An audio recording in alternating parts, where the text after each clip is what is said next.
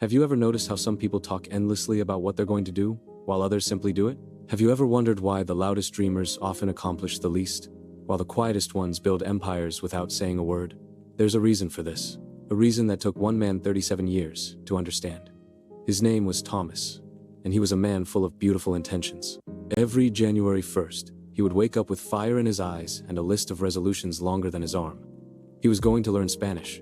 He was going to get in shape. He was going to start that business. He was going to write that book. He was going to transform his life completely. And Thomas believed it. Every single time, he believed it with his whole heart. The problem wasn't that Thomas lacked ambition. The problem wasn't that he lacked intelligence or capability. Thomas was bright, creative, and charming. People loved him. When he spoke about his plans, rooms would go quiet. Everyone wanted to hear what Thomas was going to do next. And that was precisely the problem. Thomas lived in a modest apartment on the edge of town. He worked as a sales manager at a furniture store, a job that paid his bills but never quite satisfied his soul. Every evening, he would come home, pour himself a cup of tea, and sit by the window looking out at the small courtyard below. In that courtyard, there was a patch of bare earth that nobody used. Weeds grew there, trash sometimes collected in the corners. It was forgotten space. Thomas would stare at that patch of earth and dream. He dreamed of turning it into a garden, a beautiful garden, with tomatoes and herbs and flowers. He could see it so clearly in his mind. He could almost smell the basil, taste the tomatoes, feel the soil under his fingernails. One Saturday morning, Thomas woke up with that familiar surge of determination. Today was the day. Today, he would start the garden. He got dressed, made coffee, and went downstairs to look at the patch of earth more closely. It was about 15 feet by 10 feet. Perfect size. Manageable, definitely doable. He walked to the hardware store and bought a few packets of seeds. Tomatoes, basil, cucumbers. He felt incredible. This was really happening. On his way home, he ran into his neighbor Marcus, who was sitting on the front steps reading a newspaper. "Marcus," Thomas called out, holding up the seed packets. "Guess what I'm doing?" Marcus looked up and smiled. "What's that, Thomas?" "I'm starting a garden, right there in that empty patch by the courtyard. I'm going to grow vegetables and herbs. Fresh produce all summer long. Can you imagine? Tomatoes right off the vine. I've been planning this for months, and I'm finally doing it." Marcus nodded enthusiastically. "That's fantastic, Thomas. Really great idea.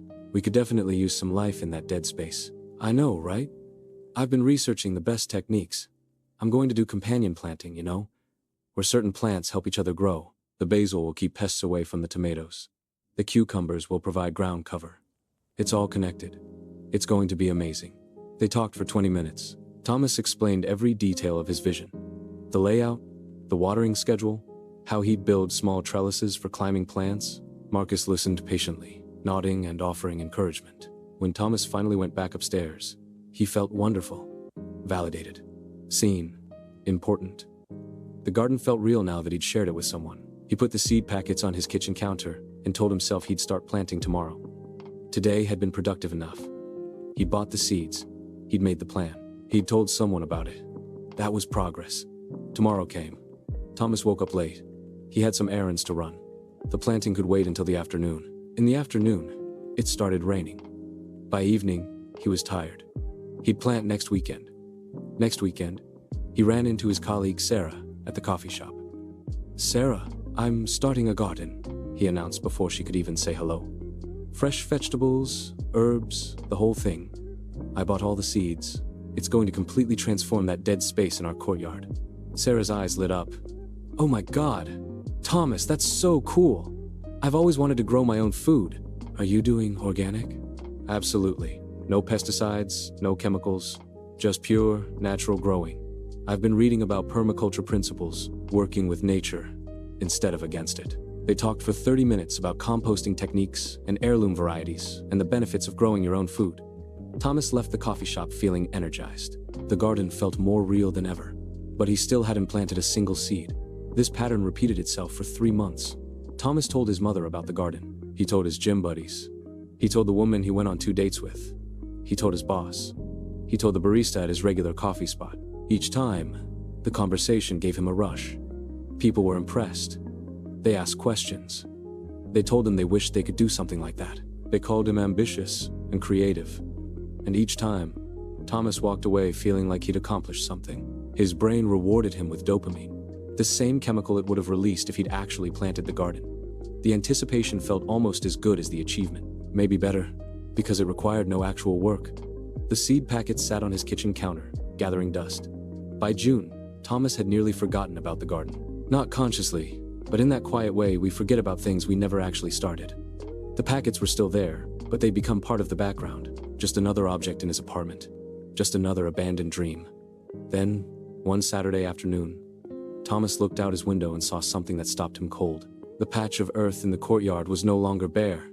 Someone had planted a garden there.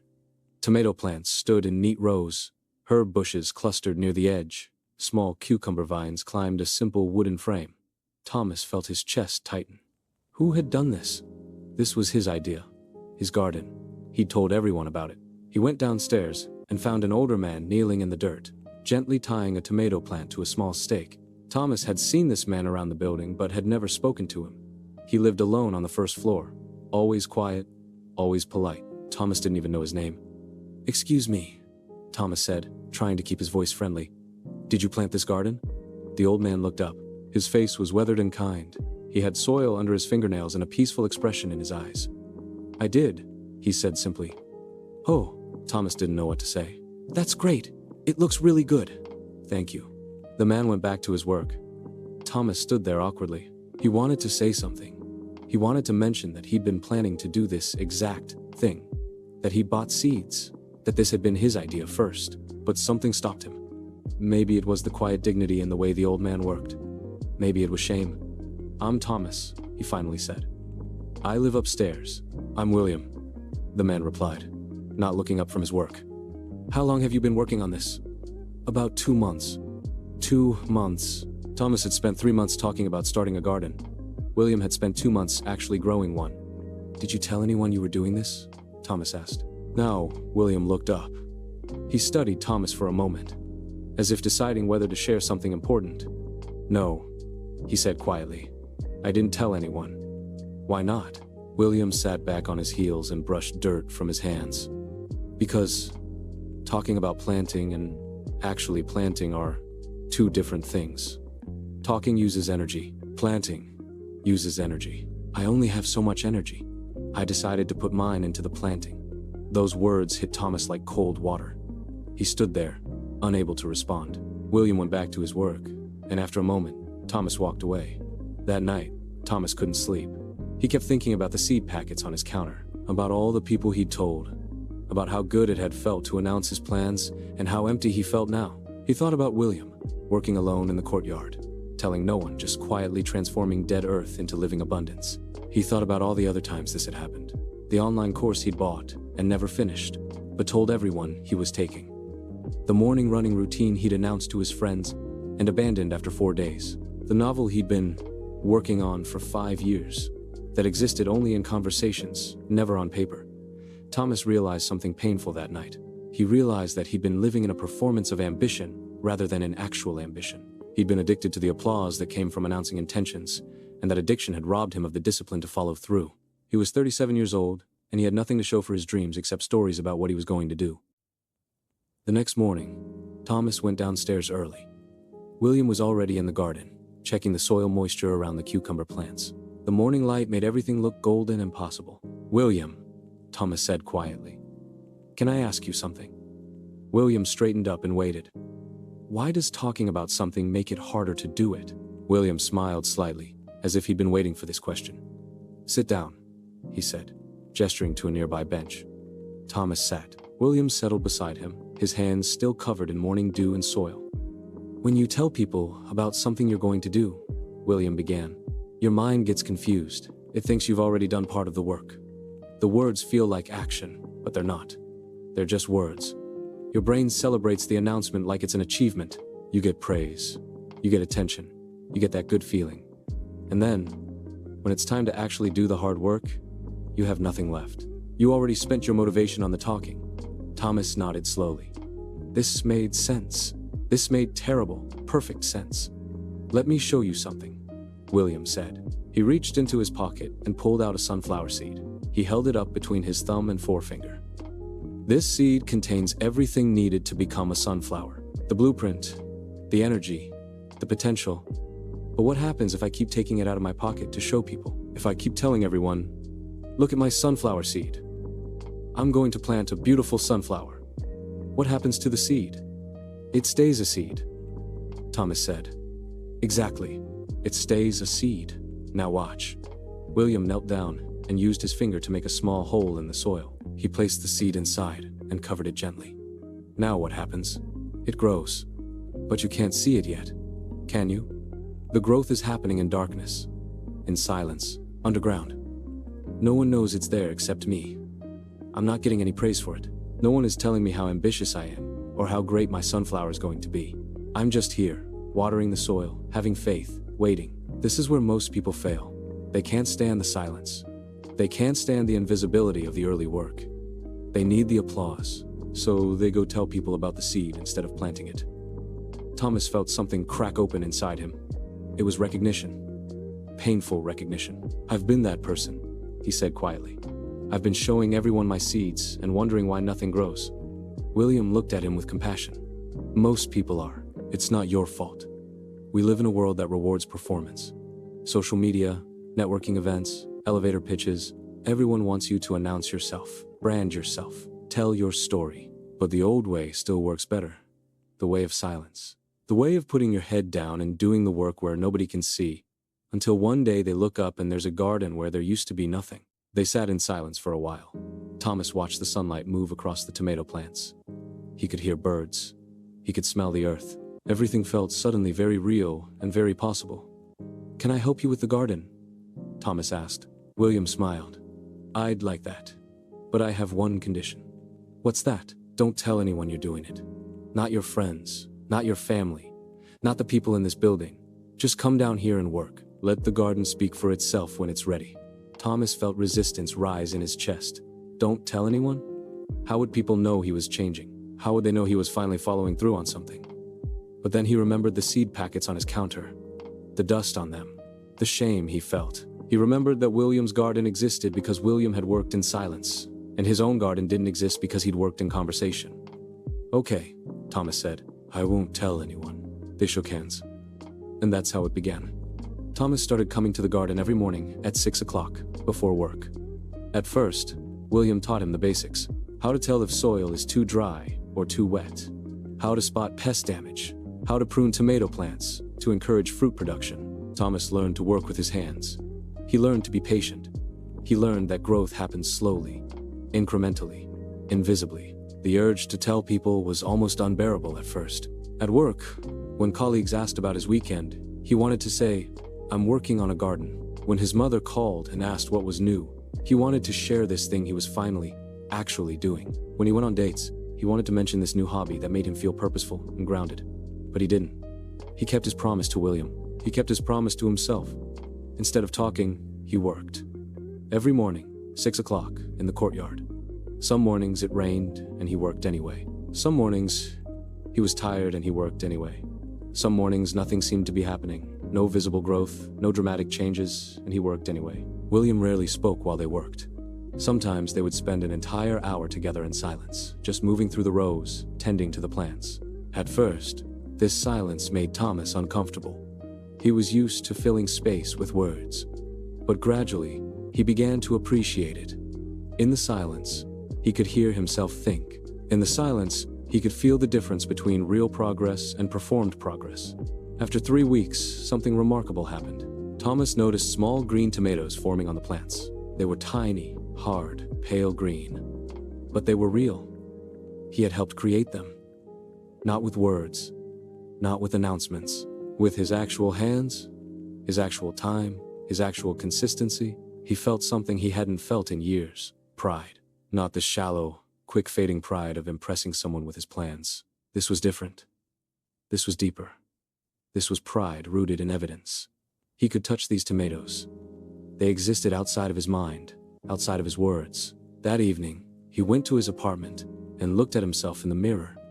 He looked the same, but something fundamental had shifted inside him. He understood now that there were two types of people in the world. There were announcers and there were doers. He had spent 37 years as an announcer, and in 3 weeks of silence, he had done more actual work than in the previous 3 years of talking. One Saturday morning, Thomas arrived at the garden to find William sitting on the bench, looking tired. His face was pale. "Are you okay?" Thomas asked. "Just old," William said with a slight smile. "My back is bothering me today. I might need to rest." "I can handle it," Thomas said. "You rest." William looked at him carefully. "You sure?" "I'm sure." For the next 2 hours, Thomas worked alone in the garden. He watered. He weeded. He checked the plants for problems. He moved through the rows methodically, the way William had taught him. He realized, with some surprise, that he knew what he was doing. The knowledge had entered his hands. He didn't need William watching anymore. When he finished, he found William still sitting on the bench, watching. "You've learned well," William said. "I had a good teacher." "No," William said. "You were a good student. There's a difference. I've tried to teach others. They ask questions, they nod, they seem interested, but they don't come back, or they come back once or twice and then disappear. You came back every morning. That's not about teaching, that's about choice." Thomas felt that deep pride again, the kind that doesn't need witnesses. The summer progressed. The garden flourished. The tomatoes ripened from pale green to deep red. The basil grew bushy and fragrant. The cucumbers hung heavy on their vines. Thomas and William harvested vegetables every few days. William would take some to his apartment. Thomas would take some to his. The first time Thomas sliced a tomato he'd grown himself and tasted it, he nearly cried. It was sweet and acidic and complex. It tasted like morning light and patient watering and quiet work. It tasted like proof. He wanted to call someone. He wanted to post a picture online. He wanted to say, "Look what I did." But he didn't. He just ate the tomato and felt grateful and kept working. Other residents in the building started noticing the garden. They would stop by and comment on how beautiful it looked. They would ask who was responsible for it. "William started it," Thomas would say. "Are you helping him?" they'd ask. "A little bit," Thomas would say, and change the subject. This was another lesson. Thomas was learning that achievement didn't need announcement. The garden announced itself. The tomatoes were evidence. The transformed space was evidence. He didn't need to take credit. He didn't need applause. The work itself was the reward. By August, something had shifted in Thomas's entire life. The discipline he'd learned in the garden began spilling into other areas. He started waking up earlier naturally. He started finishing books instead of just buying them. He started cooking real meals instead of ordering takeout. Small things, quiet things, things nobody noticed except him. He realized that his whole life, he'd been waiting for some dramatic transformation, some sudden moment where everything would change and he would finally become the person he wanted to be.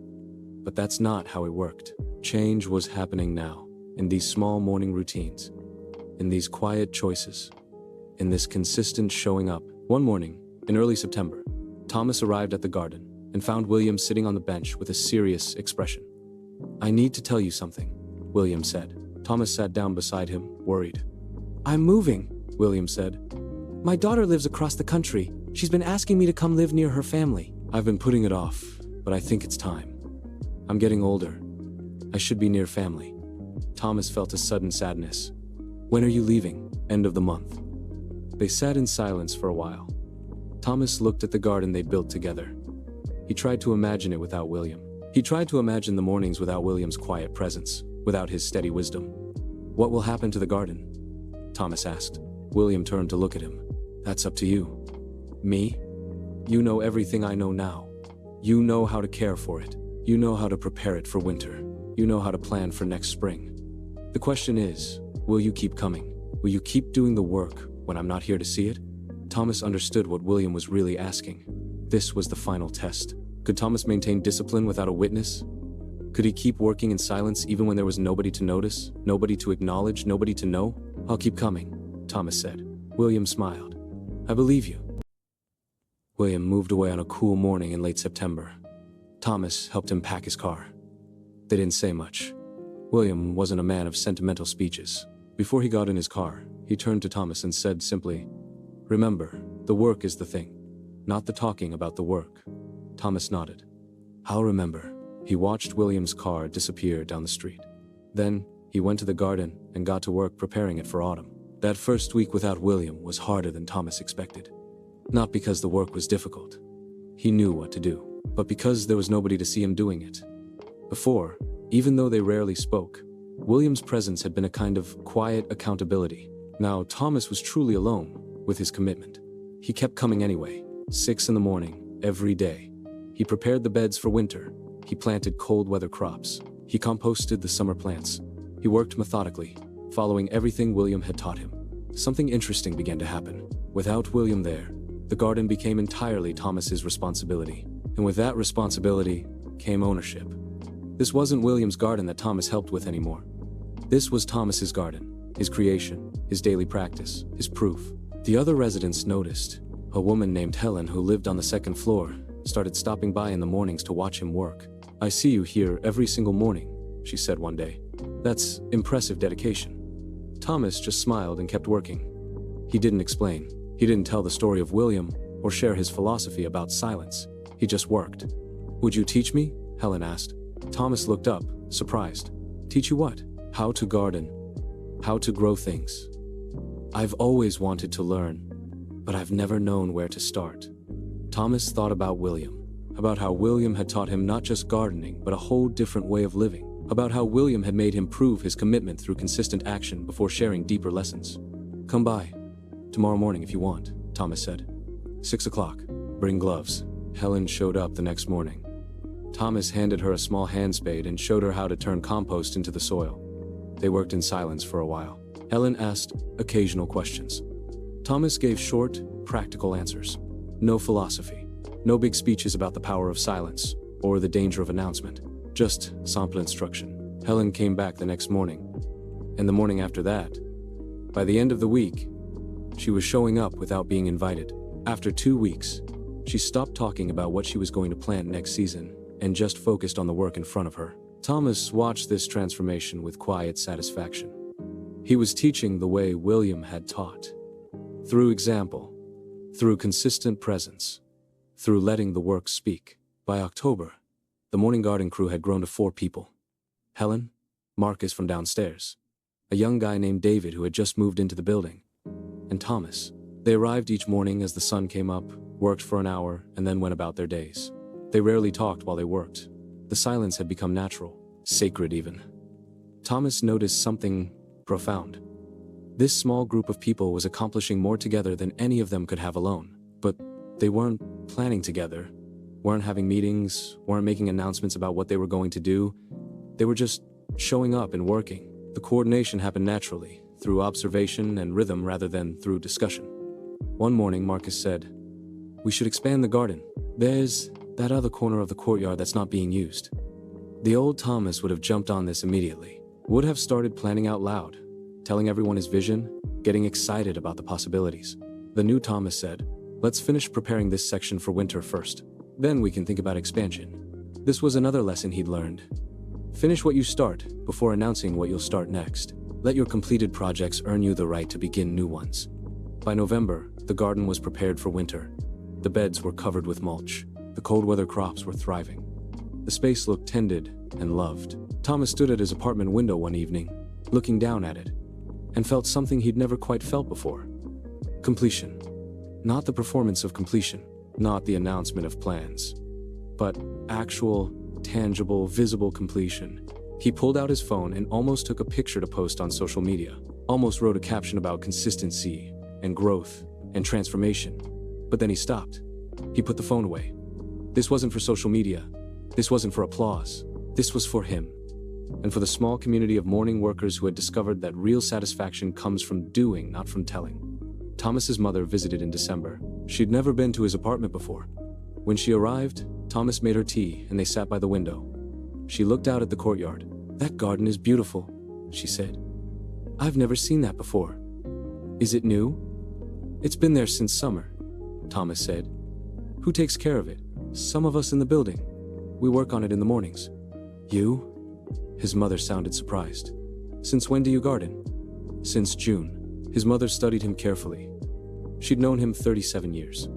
She'd heard countless announcements of things he was going to do. She'd learned to smile and nod and wait for the next announcement.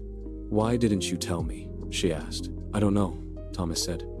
"I guess I wanted to make sure it was real first." His mother's eyes filled with tears. She understood. She understood that this was different, that something had changed in her son, that he wasn't performing anymore. He was living. She reached over and squeezed his hand. "I'm proud of you," she said. Thomas felt that deep pride again. But this time, it was reflected back at him through his mother's eyes. And it felt different from the praise he used to seek. This praise was for something real, something he'd actually done, something that existed in the world and would exist whether anyone praised it or not. That night, after his mother left, Thomas sat at his kitchen table and thought about the year. He thought about the seed packets that had gathered dust. He thought about William and the first morning he'd come down to the garden. He thought about every morning since then, hundreds of mornings, thousands of small actions, all of them silent, all of them building towards something real. He realized that he'd spent most of his life living in the future, always talking about who he was going to become, what he was going to do, how things were going to be different. But that future never arrived, because he never actually stepped into it. He just kept standing on the edge, announcing his intention to jump. The garden had taught him to live in the present, to show up today, to do the work today, to trust that if he kept showing up and kept working, the future would take care of itself. He went to the kitchen counter, where the old seed packets still sat. He picked them up and threw them away. They were expired now anyway, useless, just like all those old plans and announcements had been useless. Then, he opened his laptop and created a new document. He'd always talked about writing, talked about the novel he was going to write someday, but he'd never actually written more than a few paragraphs. He started typing. Not a plan for a novel, not an outline, not a blog post announcing his intention to become a writer. Just a story, a simple story about a man who learned that silence is more powerful than speech. He wrote for an hour, then he closed the laptop without saving it to the cloud or emailing it to himself or telling anyone about it. He'd come back to it tomorrow, and the day after that, and the day after that, until it was finished, until it was real. This was the new pattern. This was the new Thomas, not the announcer, the doer. Winter passed. Thomas kept working on the garden in the freezing mornings, kept writing in the evenings, kept showing up for his life without announcing it. By March, his short story was finished. Not published, not shared. Just finished, complete, real. It sat in a folder on his laptop. Proof that he could start something and actually finish it. When spring came, the garden woke up. The perennials pushed through the soil. The morning crew expanded the garden into that corner Marcus had mentioned. They worked in silence, moving earth, planting seeds, building something together without committees or meetings or grand announcements. By the time summer arrived again, Thomas looked back at the man he'd been a year ago and barely recognized him. That man had lived in his mouth. This man lived in his hands. That man had built castles in conversation. This man built gardens in reality. One morning in June, exactly 1 year after he'd first spoken to William, Thomas received a letter. It was from William. The handwriting was shaky but clear. "Dear Thomas," it read, "I hope the garden is thriving. I hope you're still showing up every morning.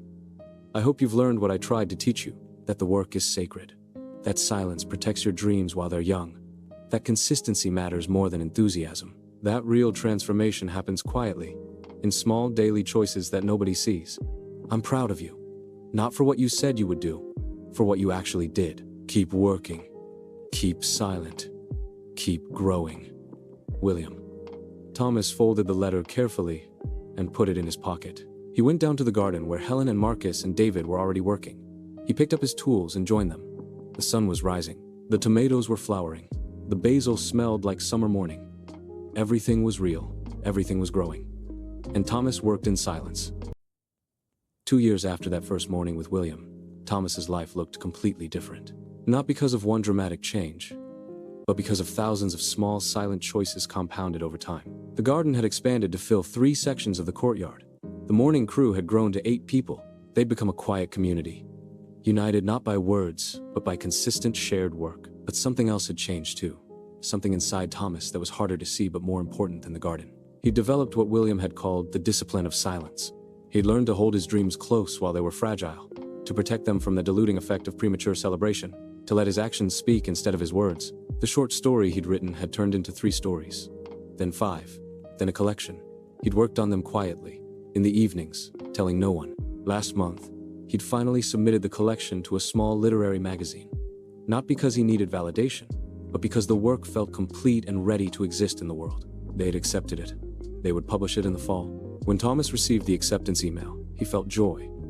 But it was different from the joy he used to feel when announcing his plans. This joy was quieter, deeper, more solid. It didn't need to be shared immediately. It could just exist inside him, warm and real and earned. He told his mother 2 weeks later when she visited. He showed her the acceptance email, simply, without drama, without need for excessive praise. "That's wonderful, sweetie," she said, smiling. "When did you write these stories?" "Over the past 2 years. In the evenings." "You never mentioned you were writing." "No," Thomas said. "I didn't." His mother understood. She hugged him. And that was enough. Thomas had learned that the best achievements often come from the things we don't announce. The quiet morning routines, the consistent practice, the unglamorous daily choice to show up and do the work whether anyone is watching or not. He'd learned that silence isn't about secrecy or shame. It's about protection. It's about giving your dreams the space to develop roots before you expose them to the weather of other people's opinions. The garden crew had learned this too, though Thomas had never lectured them about it. They learned through observation, through the rhythm of their shared work. When David mentioned one morning that he was thinking about starting a side business, Marcus had said quietly, "That's great, man. Let us know when it launches." Not, "Tell us about it." Not, "What's your plan?" Just a simple acknowledgement that actions speak louder than intentions. David had nodded, understanding the unspoken lesson. 6 months later, he quietly mentioned that his business had made its first sale. He didn't announce the launch. He didn't ask for advice or validation. He just worked in silence and let the results speak. This was the culture William had planted along with the seeds. A culture of doing instead of telling. A culture that valued proof over promises. One morning, in late summer, a young woman named Sarah moved into the building. She was 23, fresh out of college, full of ideas and enthusiasm. Thomas recognized himself in her immediately. The way she talked constantly about her plans. The way she needed to tell everyone about her dreams before they'd even begun to take shape. At a building cookout that evening, Sarah cornered Thomas by the grill. "I heard you take care of that garden," she said. "That's so cool. I've always wanted to do something like that. I've been thinking about starting a container garden on my balcony. I've been researching the best vegetables for small spaces. I think I'm going to start with herbs and maybe some cherry tomatoes. I've been watching all these YouTube videos about urban gardening. I'm really going to do it this time. I've been meaning to for years, but I never had the right space, and now I do, so I'm definitely going to make it happen." She barely took a breath. Thomas listened patiently, seeing his younger self in every word. When she finally paused, Thomas said simply, "That sounds good. Let me know if you need any advice once you get started." "Oh, I will. I'm going to start this weekend. Well, probably this weekend. Or maybe next weekend. I need to buy the containers first and figure out the best layout for my balcony. But definitely soon. I'm so excited about it." Thomas smiled and nodded. He didn't try to explain what he'd learned. He didn't share William's wisdom about silence. He didn't warn her about the trap of announcement. He knew that some lessons can only be learned through experience. You can't talk someone out of being a talker. They have to discover the poverty of words on their own. But the next morning, when Sarah happened to walk through the courtyard and saw Thomas and the others working in the garden, something shifted in her face. She stopped and watched for a few minutes. Nobody acknowledged her. They were absorbed in their work, moving through the rows with practiced efficiency and quiet focus. Sarah came back the next morning, and the morning after that, just watching. Thomas noticed but didn't say anything. After a week, she showed up with gloves. "Can I help?" she asked quietly. Thomas handed her a hand spade. "Sure, we're turning compost into the beds today. Just copy what you see us doing." Sarah worked for an hour without talking. At first, she kept wanting to ask questions, to explain her ideas, to talk about what she was learning, but something about the silence of the group stopped her. She worked and watched and learned. She came back the next day, and the next. After 2 weeks, Thomas noticed she'd stopped talking about starting her balcony garden. She was just showing up and working on this garden, in the silence, learning by doing instead of by discussing. One morning, about a month later, Thomas arrived at the garden to find Sarah already there. She'd started working without waiting for the others. She was pruning tomato plants, moving confidently, knowing what she was doing. "You're here early," Thomas said. Sarah looked up and smiled. "I wanted to get the pruning done before it got too hot. These plants were getting out of control." Thomas felt a quiet satisfaction. Sarah had stopped announcing and started doing. She discovered what William had taught him. That work is its own reward. That silence is its own power. That consistency speaks louder than enthusiasm. "You're doing good work," Thomas said. "Thanks," Sarah replied. "I'm learning a lot." They worked in silence for a while. Then Sarah said, "I notice you guys never really talk while you work. Is that intentional?" Thomas considered the question. "Not intentional, exactly. It just happens naturally. When you're focused on the work, there's not much need for words. The work says everything." Sarah nodded slowly, understanding something deeper than his simple words. "I used to talk about doing this kind of thing all the time, but I never actually did it. Now I'm doing it, and I don't really feel the need to talk about it." "That's usually how it works," Thomas said. "Why is that?" Thomas thought about William, about the sunflower seed, about 2 years of morning work, about the stories he'd written in silence, about everything he'd learned about the relationship between words and action. Because talking about doing something tricks your brain into thinking you've already done part of it. You get the reward without the work. But when you actually do the work itself is the reward. You don't need to talk about it. You can just enjoy the doing. Sarah worked quietly for a few more minutes. Then she said, "I told everyone I was going to start a balcony garden. I bought containers and soil. They're sitting on my balcony right now, empty. I kept meaning to plant them, but I never did. I kept talking about it instead." "That's okay," Thomas said. "Now you know the difference." "Yeah," Sarah said. "Now I know." This conversation stayed with Thomas throughout the day. He realized that he'd become what William had been for him. Not intentionally, not by announcing it or planning it, but simply by showing up consistently and letting his actions speak. He'd become a quiet model of a different way of living. A way that valued proof over promises. That evening, Thomas sat at his laptop and looked at his collection of stories. The magazine would publish them in 2 months. He'd done readings yet. He hadn't promoted himself. He'd just written the stories and let them find their way into the world. Now he thought about what came next. The old Thomas would have immediately started telling people about his next project, would have announced plans for a novel, would have started building anticipation before writing a single word. The new Thomas just opened a blank document and started writing. No announcement, no plan. Just the quiet work of putting one word after another, trusting that if he showed up consistently, something real would emerge. He wrote for 2 hours, then he closed the laptop and went to bed. Tomorrow he would write again, and the day after that, and the day after that, until the work was done, until it was real. This was the rhythm now. This was the pattern. Wake up, work in the garden, go to his job, come home, write, sleep, repeat, day after day, week after week, month after month. Not glamorous, not exciting to talk about, but deeply satisfying in a way that announcement never was. 3 years after William left, Thomas received another letter. This one was different. William's daughter had written it. "Dear Thomas, I wanted to let you know that my father passed away last month. It was peaceful. He was surrounded by family. In his last weeks, he talked about you often.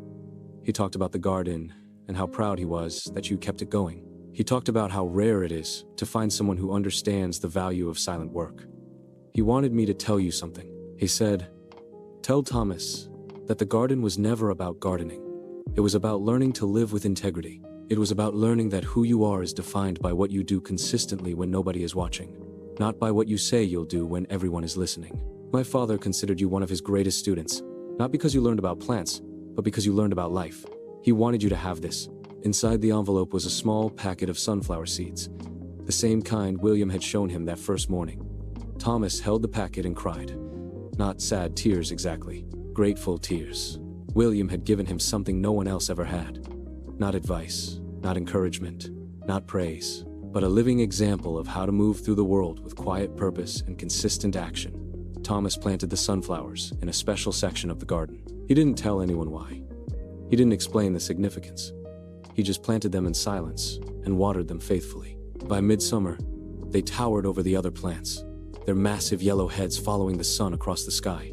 People in the building loved the sunflowers. They would stop and take pictures. They would comment on how beautiful they were.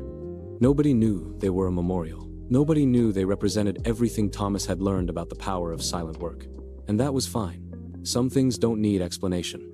Some things just need to exist. The morning crew kept growing.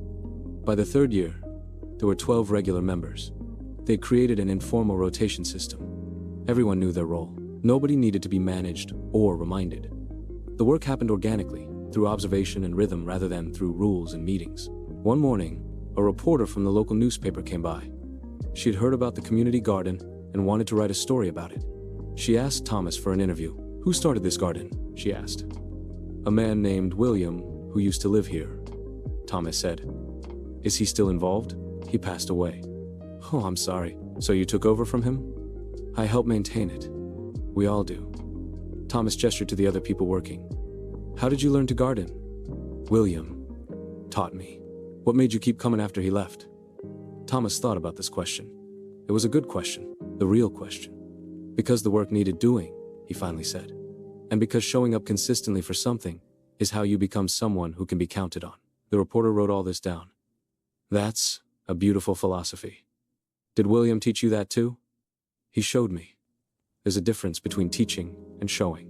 The article came out 2 weeks later. It was a nice piece about community and connection and how a garden had brought neighbors together. The reporter had captured something essential about the quiet culture they'd created.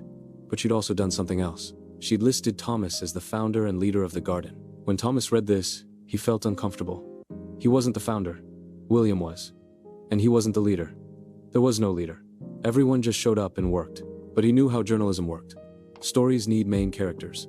Stories need simple narratives. The messy truth of collective, leaderless, silent work doesn't fit easily into newspaper articles. Several people from other buildings in the neighborhood called Thomas after the article came out. They wanted advice on starting their own community gardens. They wanted him to come speak at their buildings. They wanted him to lead workshops. The old Thomas would have loved this, would have jumped at the opportunity, would have seen it as validation and recognition. The new Thomas politely declined. "I'm not really qualified to teach," he told them. "I'm still learning myself, but I can tell you what worked for us. Just start. Don't make a big plan. Don't form a committee. Don't wait for permission. Just start. Pick up a tool and start working. If it's real, others will join you. If it's not, you'll know quickly." Most people seemed disappointed by this answer. They wanted more. They wanted a system, a curriculum, a program.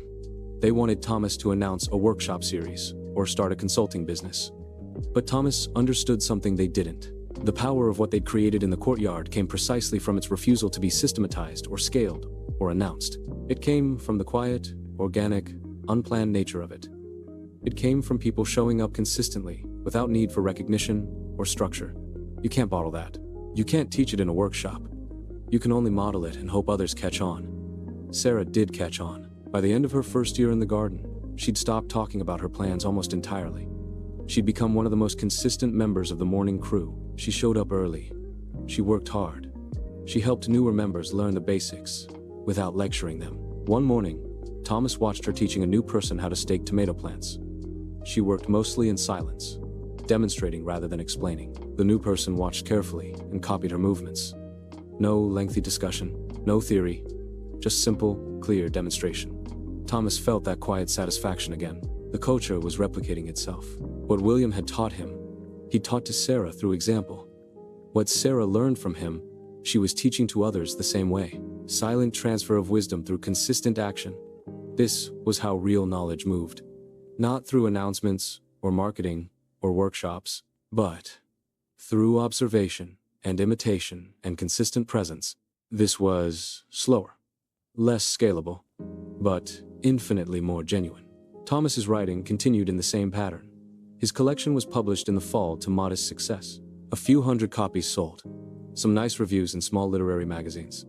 Nothing life-changing. Nothing that would make him famous or wealthy. But something real, something that existed in the world. Something he'd actually completed. He started working on a novel. He didn't announce this, not even to his mother. He just wrote every evening, slowly, consistently, building the story one paragraph at a time. Some nights he wrote a lot. Some nights he wrote a single sentence, but he showed up every night and put words on the page. This was the practice now. This was the discipline. Show up. Do the work. Don't talk about it. Let the finished product speak for itself, if and when it's ready.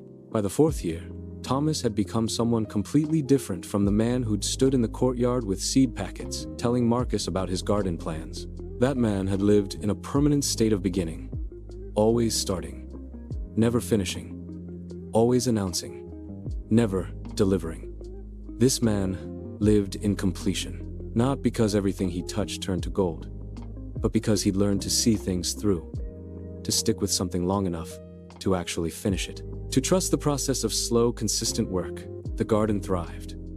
The morning crew remained strong. The novel slowly grew. Life moved forward, not in dramatic leaps, but in steady, quiet steps. One morning in late October, Thomas was working alone in the garden. It was early, before the others arrived. The air was cold, and the sky was that particular shade of blue that only exists in autumn. He was covering the beds with mulch, preparing them for winter, when he heard someone approach. It was an older man he'd never seen before. The man stood at the edge of the garden, watching. "Beautiful garden," the man said. "Thank you," Thomas replied. "How long have you been working on it?" "About 4 years. You do this every morning?" "Most mornings." The man nodded slowly. "I've been watching from my apartment for a few weeks. I just moved into the building. I see you out here, rain or shine. That's rare. Most people start things but don't stick with them." Thomas smiled slightly. "I used to be one of those people. What changed?" Thomas thought about William, about the sunflower seed, about 4 years of morning work, about the novel sitting half-finished on his laptop, about everything he'd learned about silence and action. "Someone showed me the difference between talking about doing something and actually doing it," Thomas said. "That changed everything." The man was quiet for a moment. Then he said, "I have a lot of dreams, a lot of plans, but I never seem to follow through. I always get excited at the beginning, and then fade out. I don't know why." Thomas set down his tools and looked at the man. He saw himself 4 years ago. The enthusiasm, the frustration, the confusion about why intentions never became reality. "Can I ask you something?" Thomas said. "Sure. How many people have you told about these dreams?" The man thought about it. "Everyone. My wife, my friends, my coworkers. I'm always talking about what I'm going to do next." "And how does it feel when you tell them?" "Good. Really good. People get excited for me. They tell me it's a great idea. I walk away feeling energized." "And then what happens?" The man's face fell. "Then nothing happens.